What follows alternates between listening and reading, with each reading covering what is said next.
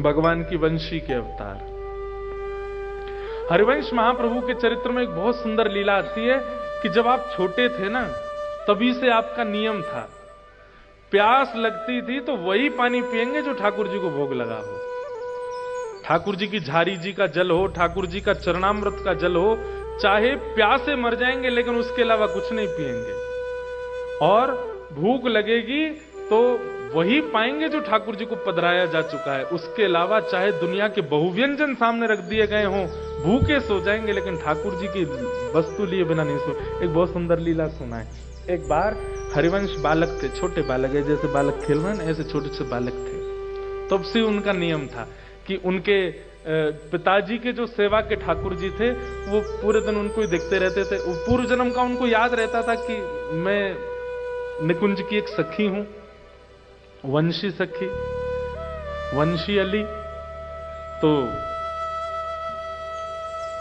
अब बालक को तो कभी भी भूख लगाती है, तो हरिवंश महाप्रभु की माता जी को इतना भोग रखना पड़ता था ठाकुर जी के आगे कि बालक को कब भूख लगावे, और कुछ पाते ही नहीं थे ठाकुर जी के प्रसाद के अलावा। लेकिन एक दिन हरिवंश बालक को रात्रि अर्धरात्रि में रोने लगे, सोते सोते। माता जी पिताजी के बीच में सो रहे थे, सोते सोते रोने लगे। माँ पिता उठ गए, क्या हुआ बालक, क्या हुआ, क्या हुआ, क्यों रो रहे हो? भूख लगी। उनके पिताजी व्यास मिश्र तुरंत अपनी पत्नी से बोले, देवी लाओ कुछ खिलाओ। बोले, अरे कुछ खिलाओ, जानते नहीं हो आप ये बिना भोग लगाई कोई वस्तु पाता नहीं है। तो बोले रात्रि का कोई, बोले वो सब रात में पा चुके हैं सब लोग, अब कुछ ऐसा है नहीं, सब अमनिया है। अमनिया जिसका भोग ना लगा उसको अमनिया कहते हैं, सब अमनिया है, ठाकुर जी का भोग कुछ भी नहीं है अभी। लेकिन छोटा बालक रोए, अब उसके आगे कौन से वेद शास्त्र जिद चलती है। तो व्यास मिश्र जी बोले, सुनो अभी नींद में है, रो रहा है, इसको क्या पता, कुछ भी ले आओ, धर दो सामने।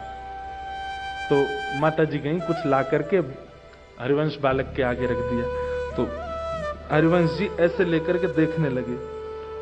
तो माता पिता बोले, क्या देख रहे हो? बोले इसका भोग तो लगा नहीं है। तो व्यास मिश्र जी बोले, तुमको कैसे पता कि भोग लगा कि नहीं? बोले जब भोग लगता है तो मैं देख लेता हूं, ठाकुर जी की दतुइयां गड़ी होती हैं उसमें। मतलब सेवा व्यास जी करते हैं, उनको नहीं पता कि भोग में ठाकुर जी की दतुइयां गड़ी हैं। उनके बालक हरिवंश जी को पता है कि ठाकुर जी ने भोग लगाया कि नहीं। रोने लगे, रोते रोते। अब माता पिता चिंता में, रात में ठाकुर जी को थोड़ी उठाएंगे बालक के लिए, ठाकुर जी तो सो रहे हैं। लेकिन रुदन की आवाज हमारी किशोरी जी ने सुन ली। हमारी लाडली जी सेज सैया पर बेचैन हो गई। तो ठाकुर जी बोले, का भयो, सो काय कुनाए रही हो? अरे आपको आवाज नहीं आ रही? हरिवंश बालक रो रहा है। ठाकुर जी बोले, हाँ रो तो रो, काय को रो रहा है? बोले इनको भूख लगी है, प्यास लगी है, और हमारे बिना भोग लिए कुछ पाते नहीं है। अब रात्रि में कुछ ऐसी सामग्री रखी नहीं, और आधी रात का समय, छोटा बालक, इसको कैसे मनाए? ठाकुर जी बोले, श्री जी रुको मैं कछु करूं। तो सेवा के ठाकुर जी प्रिया प्रियतम सचल हो गए, अंदर ही, मंदिर के अंदर ही छोटे छोटे स्वरूप सचल हो गए। और ठाकुर जी बिस्तर से उतर के गए, कहीं से जल लेकर के आए, आसपास जल रहता है ठाकुर जी का जारी जी में, जल लेकर के आए और श्री जी से बोले, किशोरी जी अपने पांव लटकाओ नीचे। तो जैसे सिंहासन से किशोरी जी ऐसे बैठ के पांव लटका रही हैं, इतने ही छोटे छोटे ठाकुर जी। और ठाकुर जी झारी जी के जल से किशोरी जी के चरण धो रहे हैं। हरिवंश बालक को पीने के लिए जल अमनिया कर रहे, जल को भोग बना रहे हैं ठाकुर जी कि वो वहां की प्यास बुझे। और फिर किशोरी जी से तो कहेंगे नहीं मेरे चरण धो, स्वयं बैठ के अपने चरण भी धो रहे हैं। दोनों के चरणों का जो चरणोदल था वो इकट्ठा कर लिया। और फिर बंटा भोग, रात्रि में ठाकुर जी के पास में कुछ भोग रखा जाता है, उसको लेकर के आए। और किशोरी जी तो बोले, लो पाओ, पूरा मत पइयों ने छोड़ दियो बालक को। किशोरी जी ने एक मुख लगा रही है, ठाकुर जी ने एक मुख लगा रहे हैं। मुख लगा करके सन्मुख पधरा दियो, और सन्मुख पधरा करके और कछु सामग्री भीतर से घेर दी।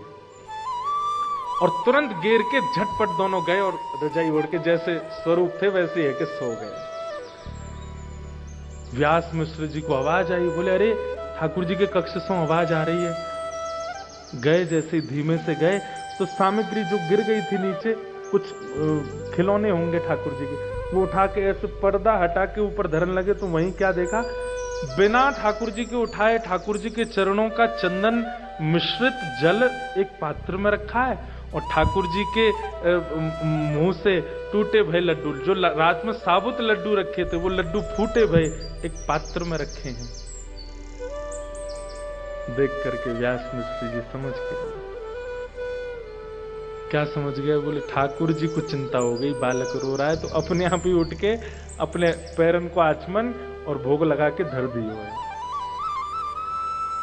लेकिन व्यास मिश्र जी बोले पूर्णता तो तब पता चले जब हरिवंश बालक देख ले भोग, उसको ही पता चलता है कि भोग लगा कि नहीं। लेकर के गए, लो बालक पाओ।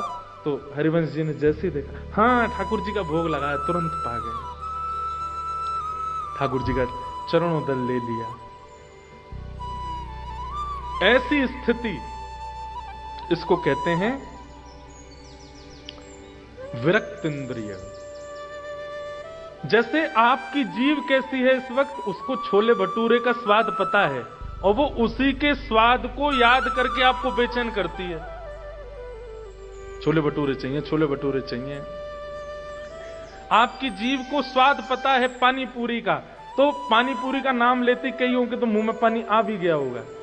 आहा, खट्टा खट्टा पानी जब जीभ में जाएगा कितना सुख मिलेगा, आनंद आ जाएगा। लेकिन सख्य भाव जिसके अंदर होगा, ठाकुर जी के प्रति सख्य भाव जो रखता होगा, उसको बाह्य व्यंजनों का रस नहीं पता होगा। उसको पता होगा कि हमारे वृंदावन के श्री राधारमण लाल जी की कुलिया की प्रसादी, उसका नाम लेते ही मुंह में पानी आ जाए। श्री वृंदावन बिहारी लाल जी के सुबह की, अब आपने तो पाई नहीं होगी, सुबह सुबह बिहारी जी को पराठा भोग लगता है। हमारे बिहारी जी को इतना स्वादिष्ट पराठा, आहा। श्री राधा वल्लभ लाल जी की खिचड़ी, क्या कहने। मेरे तो मुंह में पानी आ गया वही थे, मन कर रहा कल की फ्लाइट थी वृंदावन जाऊं, पा लूं।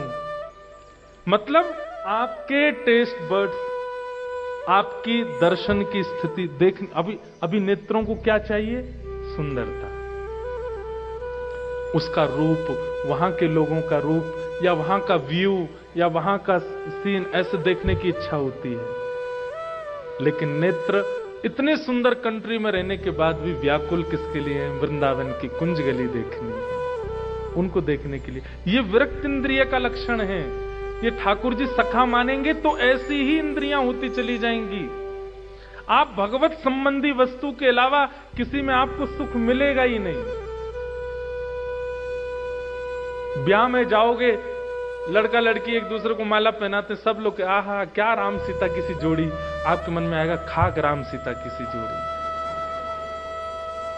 अभी आपने हमारे वृंदावन प्रिया प्रियतम बसो मोरे नैननु में यह जोड़ी, बसो मेरे नैननु में यह जोड़ी। नव दुल्हे ब्रजराज सांवरो, नव दुल्हे ब्रजराज सांवरो, दुल्हन राधा गोरी,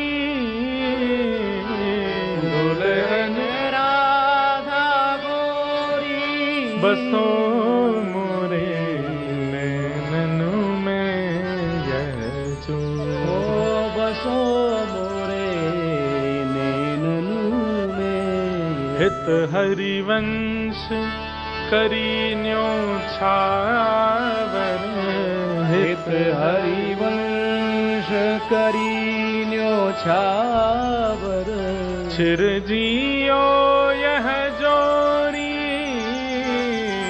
चिरजियो यह जोड़ी, बसो